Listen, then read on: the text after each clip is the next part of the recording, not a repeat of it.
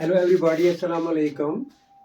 As you know, we have already discussed the classes in detail. I have also told you the difference between a subordinating class and a main class. That means an independent class and a dependent class. So today we are going to discuss some types of sentences. That means simple, complex and compound. So far as this topic is concerned, it is based on transformation. जैसे मैंने आपको पहले ही बताया ना कि classes हम जो है पहले डिस्कस कर चुके हैं और आज हमारा टॉपिक जो है वो सिंपल, कम्प्लेक्स एंड कंपाउंड है. तो ट्रांसफॉर्मेशन आपने पढ़ी होगी. You might have learned what is transformation. तो transformation means when we change a sentence from one grammatical form to another without changing the sense or meaning. So far as these sentences are concerned, they are also based on the rule of transformation. मेरा कहने का मतलब है कि transformation में क्या होता है, सेंटेंस चाहे सिंपल हो, चाहे कम्प्लेक्स हो, चाहे कंपाउंड हो, लेकिन उनका मीनिंग सेम ही होता है. बस मैं आपको एक एग्जांपल देके समझाता हूँ. As I have already told you, transformation when we change a sentence from one grammatical form to another without changing the sense. मैं आपको अभी एग्जांपल देके समझाता हूँ. फर्स्ट ये है, she is beautiful. she is beautiful. अब जरा गौर से इसको देखें. she is beautiful वो खूबसूरत है. अगर मैं आपको कहता हूँ, if I ask you to change into negative sentence, तो most of the students they will say she is not beautiful. she is not beautiful. she is not beautiful. she is not beautiful.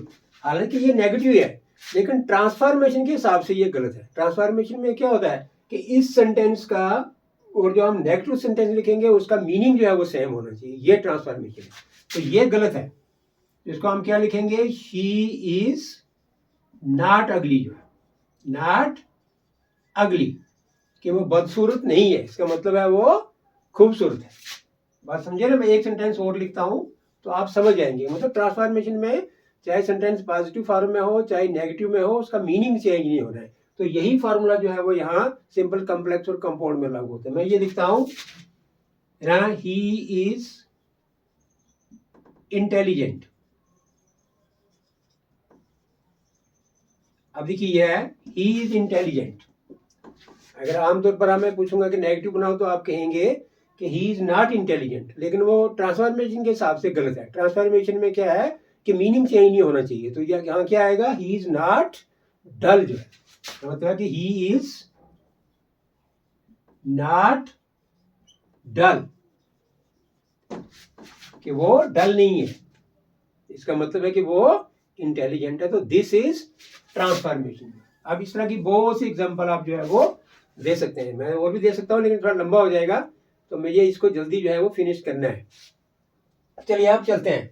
अब देखो ये simple, complex, compound जो है ना, तो अब इसमें क्या है कि सिंपल सेंटेंस तो सीधा ही है, ठीक है ना. उसमें सब्जेक्ट है, ठीक है ना, और प्रेडिकेट है. सब्जेक्ट आपको बताया था, about which something is said, है ना. What is said about this subject, that is called the predicate, ठीक है ना. तो अब ये कंजक्शन होती हैं. पार्ट ऑफ स्पीच हमने पढ़ा होगा. कंजक्शन क्या होता है, it's a linking word, it's a joining word. जो है जो ज्वाइन करता है किसको, फ्रेजेस को, क्लासेस को और सेंटेंसेस को. जो है तो कंजक्शन का इतना आप याद रखें, लिंकिंग वर्ड है, ज्वाइनिंग वर्ड. अब conjunction are of two types. Subordinating conjunction जो है, ये मैंने कोई लिखी है तो बहुत सारी है ना, लेकिन हमारी जो कॉमन यूज में होती है वो बहुत कम है. जैसे है सुबऑर्डिनेटिंग कंजक्शन, ये कम्प्लेक्स में यूज होती है, used in complex sentences. complex sentences.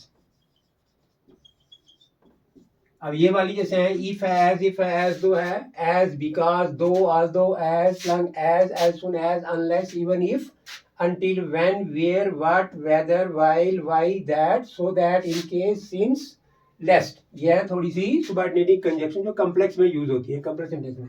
इसी तरह हाँ, सिंपल में कोई कंजक्शन यूज नहीं होती है। इसी तरह कोऑर्डिनेटिंग कंजक्शंस ये कंपाउंड सेंटेंसेस में यूज होती हैं। किसमें? Used in compound sentences, compound sentences.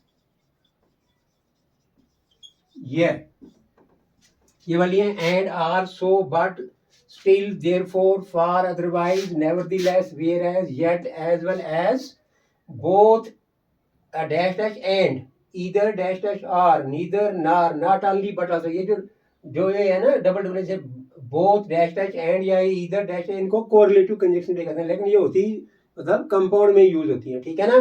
तो ये आप याद रखें, subordinating conjunction used in complex sentences and coordinating conjunction used in compound sentences. So now I have written some sentences here. They are all simple sentences because no conjunction is used in simple sentences. It is only देखो आप ये I went home due to tiredness कि मैं घर गया थकावट की वजह से। I went, देखो ये सब्जेक्ट भी इसमें है, इसमें जो है वो वर्ब भी है। ये सब्जेक्ट है और ये वर्ब है। ठीक है ना? या आप ये कह सकते हैं कि ये वाला सब्जेक्ट है और ये सारे का सारा क्या है, इसको आप प्रेडिकेट कह सकते हैं, जैसे आपको पहले बताया था। ठीक है ना? ये पूरे का पूरा क्या है, ये वाला पोर्शन इसका प्रेडिकेट है। ठीक है नी? हाँ, सिंपल सेंटेंस। ठीक है? I went home due to tiredness, मतलब एग्जाम में कैसे आता है, मतलब कम्पिटिटिव एग्जाम में भी आता है और ऐसे भी जो आपके एकेडमिक एग्जाम्स होते हैं 12th वगैरह या आपके कॉलेज वगैरह में, वहाँ ये होता है। तो I went home due to tiredness, अगर मैं कहता हूँ कि change this sentence into complex, अब कम्प्लेक्स में क्या करना पड़ेगा, एक सबऑर्डिनेटिंग क्लॉज और एक मेन क्लॉज बनानी पड़ेगी और सबऑर्डिनेटिंग कंजक्शन यूज करनी है। सीधा सा है। इसमें क्या आएगा, I went home due to tiredness, I went home because I was tired, ये ऐसे आएगा। आई वेंट होम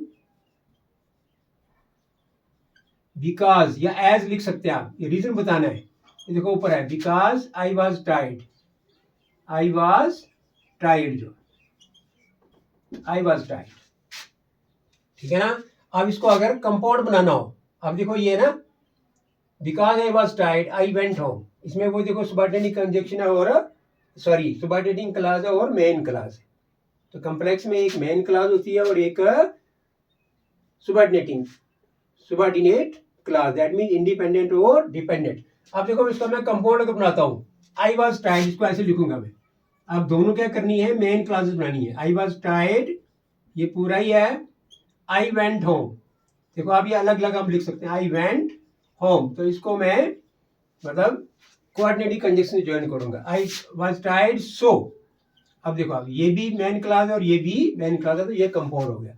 मतलब दो से ज्यादा भी क्लॉजेस हो सकती है, लेकिन कंपाउंड में क्या है, सारी की सारी क्लॉजेस जो है वो मेन है। ठीक है ना? क्योंकि वो अपना अपना मीनिंग जो है वो अलग अलग भी देती है। इसी तरह आप देखो, आप being ill he applied for leave, ये भी सिंपल सेंटेंस है। ठीक है ना? देखो ना, ही अप्लाइड फॉर लीव, इसमें है वही सब्जेक्ट भी है और प्रेडिकेट है, सब्जेक्ट और वर्ब है। अगर इसमें आप मैं कम्प्लेक्स बनाऊं तो कैसे बनाऊंगा, he applied for leave because he was ill, या as he was ill, he applied for leave because he was ill, because he was ill. ठीक है ना? अब देखो इसमें भी एक सबऑर्डिनेट क्लॉज है और एक मेन क्लॉज। ठीक है? और बिकॉज जो है सबऑर्डिनेटिंग कंजक्शन है, इसलिए एज ही वाज इल भी लिख सकते हैं आप। जैसा कंपाउंड बनाना हो तो ऐसे लिख सकते हैं, he was ill and so he applied for leave, he was ill so he applied for leave, या एंड सो या देयरफॉर भी लिख सकते हैं आप, एंड सो डबल भी लिख सकते हैं, and so he applied for leave या therefore he applied for leave, he applied for leave. अब देखो इसमें दोनों जो है वो मेन क्लासेस है, मतलब इंडिपेंडेंट क्लासेस है। He applied for leave, he was ill, और ये बीच में कंजक्शन। अब देखो work hard to get success, you work hard to get success, ये भी है मतलब सिंपल सेंटेंस है। सिंपल सेंटेंस में कोई कंजक्शन नहीं है, उसमें सिर्फ सब्जेक्ट और वर्ब होना चाहिए। अब इसको अगर मैं क्या करूं, कम्प्लेक्स बनाऊं कि if you work hard you will get success, सीधा कंडीशन है। इफ यू वर्क हार्ड ये बन गई subordinate clause, if you work, यहाँ आपको क्लॉजेज और थोड़ी क्लियर हो जाएंगी। इफ यू वर्क हार्ड है ना, यू विल गेट सक्सेस। अब देखो ये यू विल गेट सक्सेस, ये क्या है, कम्प्लेक्स सेंटेंस है। अब देखो इफ यू वर्क हार्ड ये जो है वो डिपेंडेंट क्लॉज है और यू विल गेट सक्सेस ये इंडिपेंडेंट क्लास। अब इसको कंपाउंड बनाना हो, ठीक है ना, work hard and get success, या work hard otherwise you will not get success, या or you will not, or भी लिख सकते हैं लेकिन थोड़ा नॉट लगाना पड़ेगा, work hard or you will not get success, या work hard otherwise you will not get success, या अगर इसको सीधा ही करना है तो work hard and get success, addition करना है, यू वर्क हार्ड दोनों है and you will get success.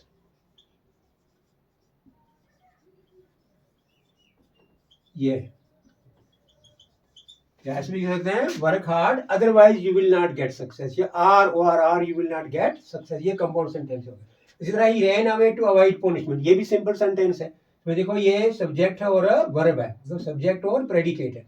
अब इसको अगर कॉम्प्लेक्स बनाना हो, ठीक है ना, he ran away because he wanted to avoid punishment, है ना, या so that he might, so that भी लगा सकते हैं, so that he might avoid punishment, ठीक है ना, he ran away, so that लिख सकते हैं आप, ये सो दैट जो है ये subordinate conjunction, so that he might avoid punishment, punishment, ठीक है ना, अगर कंपाउंड बनाना हो, ठीक है ना, ठीक है ना, he wanted to avoid punishment and so he ran away, he wanted to avoid punishment, punishment, तो आगे क्या आएगा, ही रैन अवे, अगर दूसरी मतलब ही रैन अवे भी मैन क्लास है और ये भी मैन क्लास है, तो इसमें क्या आएगा, he wanted to avoid punishment so he ran away, या and so he ran away. अब सो ही लगाओ खाली, सो ही, सो जो है वो कोऑर्डिनेटिव कंजंक्शन, ये कंपाउंड सेंटेंस हो गया। अब देखो he said about his innocence, कि उसने अपनी मासूमियत के बारे में कहा, इनोसेंस जो है ये नाउन है, मासूमियत, ठीक है ना। अगर इसको आप कॉम्प्लेक्स बनाना चाहें तो इसको क्या कैसे लिखेंगे, he said that he was innocent, अब हमें क्या करना पड़ेगा, एडजेक्टिव लगाना पड़ेगा, इनोसेंट एडजेक्टिव है मतलब मासूम, तो इनोसेंस मासूमियत, मासूमियत is the name of A quality जो है, तो नेम ऑफ क्वालिटी क्या होता है, ठीक है ना, नेम ऑफ क्वालिटी जो है वो नाउन, जैसे ये ना, he said that he was innocent, he was innocent।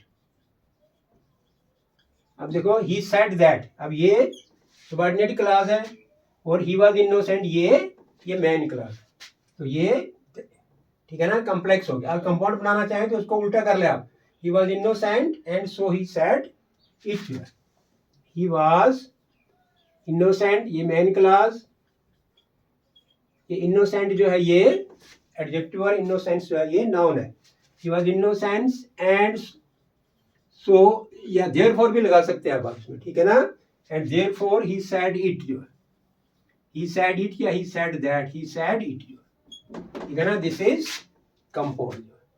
तो ये था आपका आज का topic, how to change a simple sentence to complex and complex to compound, मतलब you can change a compound into complex and simple into complex and compound, but this is totally based on transformation.